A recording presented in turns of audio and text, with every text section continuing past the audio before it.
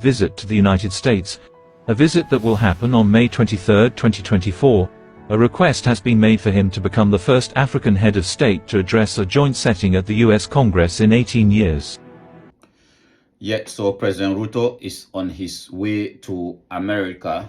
The president of Kenya is on his way to America. And then the American Senate, the Senate in America wrote a joint letter to the president of the Senate, and then pleading with him to give these Americans pleading with him to give the president of Kenya the opportunity to address the joint section of Congress. I don't know what is special about that, because according to them, they claim that the last African leader who was given the same opportunity was Ellen Johnson Sirleaf. Mentioned in the letter, the former Liberian President Sirleaf Ellen Johnson was the last African head of state to address the US Congress, and her address happened on the Wednesday of March 15, 2006. And the invitation for the Kenyan head of state to and then Ellen Johnson Sirleaf, the former president of Liberia, she was given that opportunity. And I don't know, after giving her that opportunity, what solution did that brought to the people of Liberia? Did that give our people in Liberia clean water to drink? Did that stop the Western world from exploiting our people in Liberia? Did that give our people 24/7 electricity? No. So what is special about giving an African leader the opportunity to address the joint session of Congress? But anyway, please, I want us to go and watch the full video of the letter written by the American,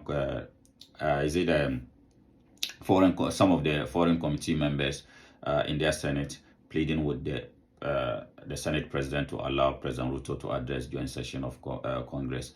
But anyway, before we do that, please take time out of your busy schedules and subscribe to our YouTube channel, One Africa Mission, the #1 Africa Mission. We are missionaries. We are on a mission, and our mission is all about the unification of the African continent and the dignity of the African race, because we believe that without unity, we can never gain back our dignity as children of Africa. So please, let us all together join hands together, bring our minds, bring our energy together, our brains, our knowledge, to fight for a united Africa. That is why we are here. So please support our mission, One Africa Mission. You can support us by subscribing to our YouTube channel, or also on Facebook. You can follow us on TikTok, One Africa Mission, the #1 Africa Mission. We are on a mission until Satan runs out of Africa. That is our mission. Our mission is to kick Satan out of Africa and to bring back our dignity as children of Africa. So please support us. Let us all together fight for a united Africa. Not just for us, but for the next generation of Africans. They deserve better. And then me and you can live a better Africa for them. A better Africa than we have inherited. Yes, I thank you very much for coming around. So please, let us watch the video about President Ruto on his way to America. Come back and analyze it. And then you see the arrogance of the Americans when it comes to talking about Africa. Their level of arrogance is mind-boggling. Let us watch the video. Come back. Visit to the United States, a visit that will happen on May 23, 2024. A request has been made for him to become the first African head of state to address a joint setting at the US Congress in 18 years. The request was made on April 30, 2024, by both Representative Michael T. McCall, who is the chairman of the House Foreign Affairs Committee in the United States House of Representatives, and Representative Gregory Meeks, who is a ranking member of the House Foreign Affairs Committee. The two jointly signed a letter to the Speaker of the United States House of Representatives Mike Johnson, in which they highlighted various reasons why the Kenyan head of state deserves to be given an opportunity to address a joint meeting of the US Congress, that will likely be attended by Vice President Kamala Harris.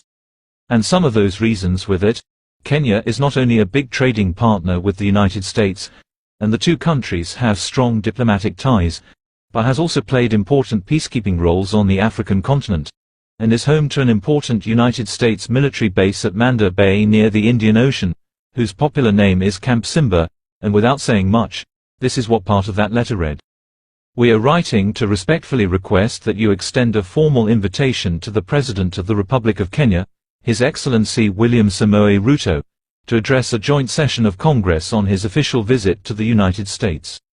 If invited, President Ruto would be the first Kenyan head of state to address a joint session of Congress, and the first African head of state to address Congress since former Liberian President Ellen Johnson Sirleaf, 18 years ago. Such an invitation would underscore the importance of the US-Kenya relationship and send a valuable signal to the people of Africa. This year, we are celebrating the historic 60-year anniversary of the US-Kenya diplomatic relationship. Mentioned in the letter, the former Liberian President Sirleaf Ellen Johnson was the last African head of state to address the US Congress, and her address happened on the Wednesday of March 15, 2006. And the invitation for the Kenyan head of state to Yes, so President Ruto is on his way to America, and the American Senate, the Foreign Affairs Committee in the Senate of America, they wrote a letter to the President of the Senate asking him to underline the word, because that's the reason why I'm doing this video. The arrogance and the kind of thinking when it comes to dealing with Africa, the tone that they use, that President Ruto should be given, or he deserved the opportunity to address the joint session of Congress. He deserved to be given the opportunity. I don't know what he has done for them that he deserved that opportunity. I can't tell. I don't know. But what is special about addressing the joint session of Congress? Because according to what you people are saying, the last time an African leader did that, was given that opportunity, was about 18 years or something ago. And that was former president of Liberia. And after, did Liberia turn into paradise? Did Liberia turn into paradise? No. It didn't add any value to Liberia. The only thing that it will do is to continue to brainwash our people into thinking that there's something special about you people.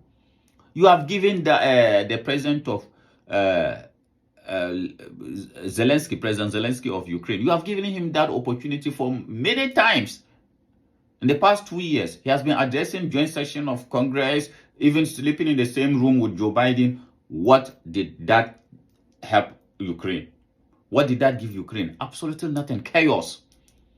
So I don't know what is wrong with these Americans, that they cannot humble themselves for once and realize that it is a new dawn for Africa. And then when you are talking about our leaders, when you are talking about Africa, then you must put a little bit of respect.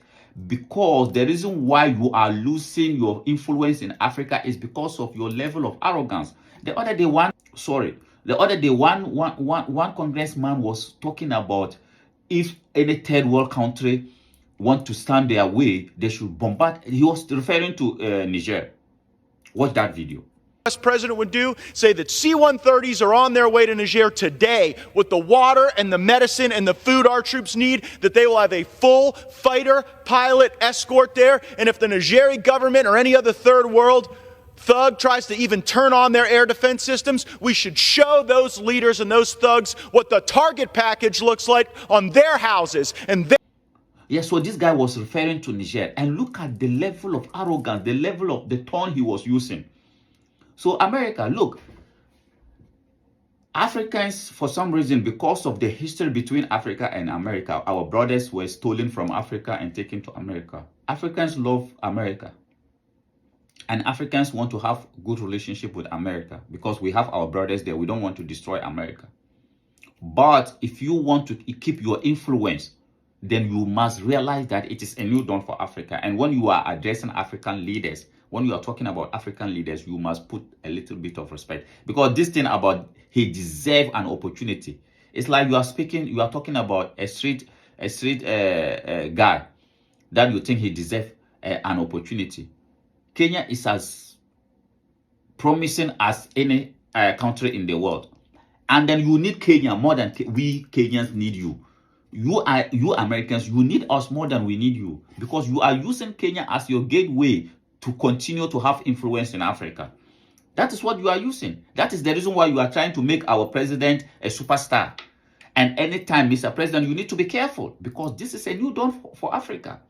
And the African leaders, African children are wiser than ever before. So, Mr. President, if these people are taking you and then they are putting you on top of everything, be careful. be careful. That is the same thing they did to Zelensky. Today, Zelensky life is so miserable. His country is miserable. We don't want that in Africa. We don't want that. So, Mr. President, know how you deal with these people. And as we said, for us, it's all about the unification of the African continent and the dignity of our race. And any African leader, no matter how good French you can speak, no matter how good Portuguese you can speak, no matter how good English you can speak, no matter how good you can relate to the colonial criminals, as long as you don't talk about the unification of Africa, then we are doubting you. And this, we are not talking about the president of Kenya. He is talking about that. But we are referring to some African leaders who claim to be Pan-Africans and who are not ready to give up a little bit of their powers for the collective good of all of us.